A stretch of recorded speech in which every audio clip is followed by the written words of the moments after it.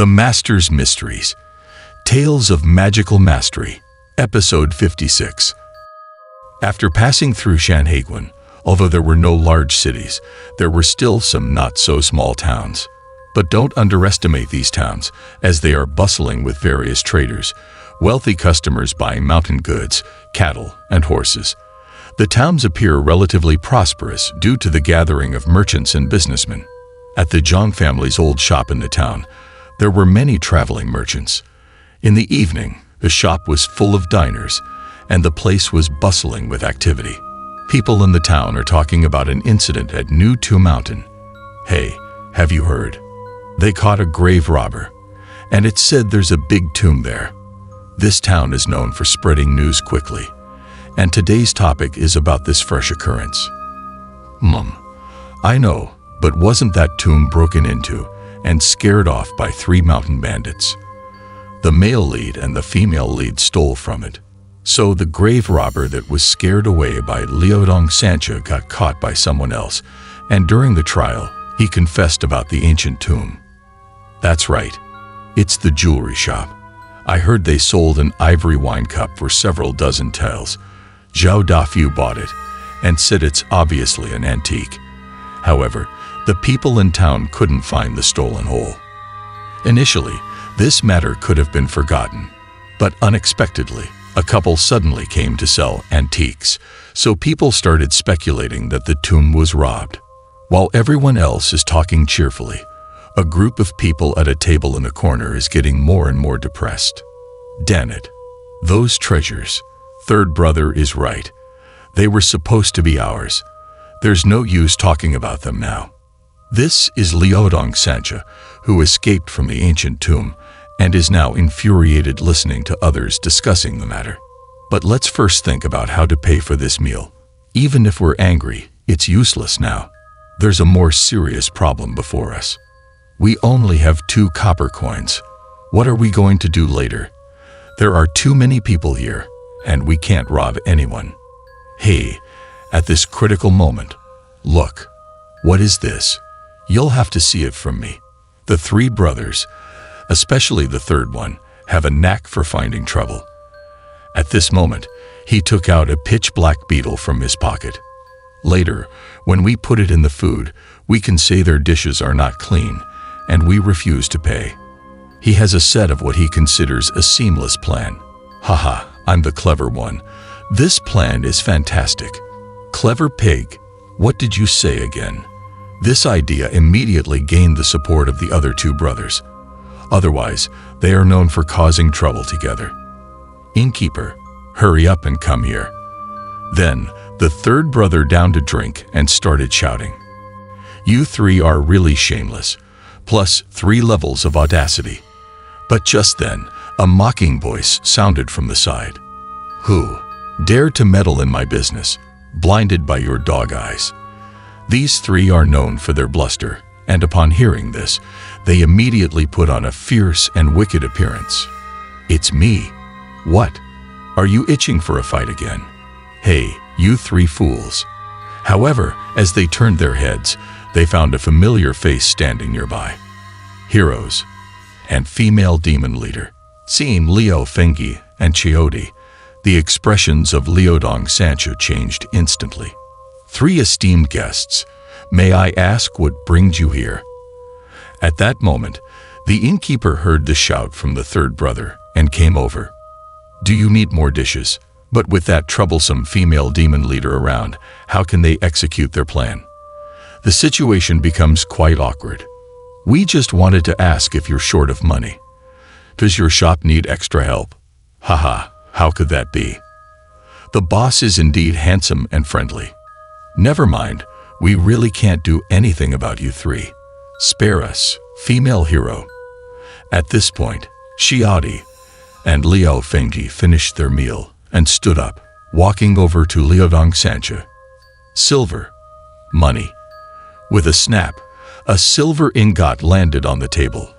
It was as heavy as 5 taels, leaving the 3 of them stunned. Don't commit evil deeds in the future.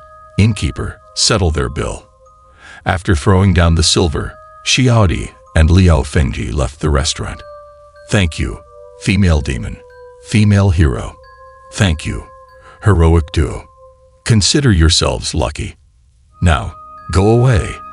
Liao Dong Sancha humbly saw off Liao Fengyi and Qiaodi, and after receiving the silver, the innkeeper impatiently shooed people away. Can 2 tables of food be paid for with this much? Wait, so much silver. However, he didn't understand that these 3 fellows are skilled at charming people. As soon as they saw the intimidating ones leave, they immediately changed their demeanor. We can't use this, but this is from the young lady. Even though the 3 of them are burly with tough expressions, they approached the innkeeper, making him tremble in fear. Those 2 bastards, it's us, the Liaodong Sancha, who scared them away without blinking an eye when they tried to kill people. Do you know who we are? What do you 3 want? Fine money. Hurry up and get us some change. Why give those 3 scoundrels money? Don't say that. Anyway, speaking of Liao Fengyi and Qiaodi, they are currently heading north, walking on a mountain road. Without them, we wouldn't have discovered the ancient tomb. Everyone contributed, right? Speaking of which, Qiaodi and Huxiang, who really found many valuable things in the grave chamber of the demonic Pupil Zhou. Then why didn't I get any? That's the way of the martial world. Well, although they made a lot of money, Qiaodi didn't give a single copper coin to Liao Fengyi, making him feel like a little follower all the way. You are being biased.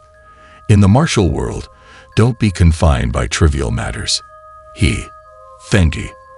There's a powerful hermit nearby. While the 2 were bickering, Liao Fengyi suddenly heard Ahu's voice in his mind. The benefit of this presence is that the 2 can communicate with each other through soul consciousness at any time. What's going on? Over there. Where? Ahu has been scouting ahead of the 2. At this moment, he senses the presence of a hermit nearby, causing Liao Fengyi to feel a bit nervous, not knowing if the hermit is good or bad. According to Ahu's guidance, Liao Fengyi noticed that not far away on a cliff, there was a person hanging on the cliff wall, collecting herbs. But on the cliff above the person's head, there was a pitch-black large fox, which was staring intently at the herb collector. Suddenly, the herb collector let out a scream. It turned out that the hemp rope tied around his body had been worn through by the rocks. That demon beast is harming people. Do I even need to say it?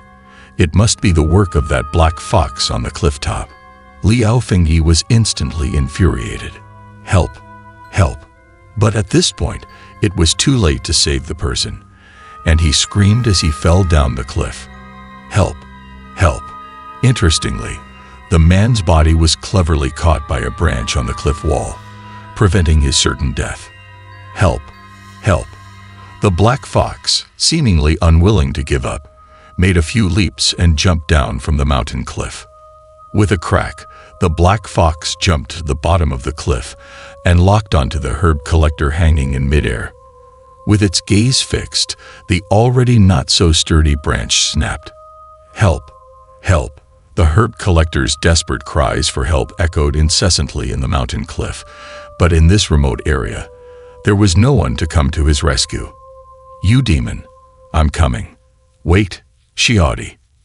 Liao Fengyi couldn't bear to watch any longer, and he rushed towards the cliff. That black fox is too powerful, with nearly 1,000 years of cultivation. Qiaodi, without understanding the situation, wanted to follow him, but Hu Xiangyu stopped her. Liao Fengyi, wait.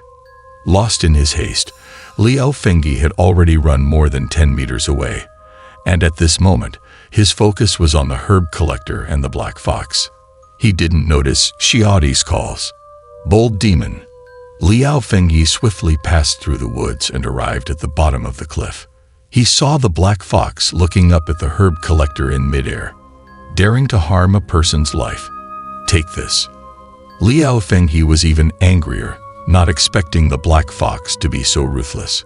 He took out 2 golden money darts from his waist and threw them at the black fox. Considering the 5 to 6 meters of distance and Liao Fengyi's accuracy, they were sure to hit the mark. However, the black fox's figure flickered, and the two golden money darts missed and hit the rock wall. At the same time, Liao Fengyi noticed that the black fox had disappeared. Where did this kid come from? As Liao Fengyi wondered, he suddenly felt a dangerous aura coming from behind. Immediately after, a voice sounded. "What's this?" interrupted while causing trouble. Liao Fengyi turned around and saw a young man dressed like a wandering swordsman standing behind him. No need to ask. This must be the human form of the black fox from earlier. "Kid, watch your mouth." As the man approached, Liao Fengyi sensed a strong killing intent emanating from him. His body shivered, and his hair stood on end, indicating the man's profound strength. With the man's approach, the aura of a powerful expert continuously emanated from him.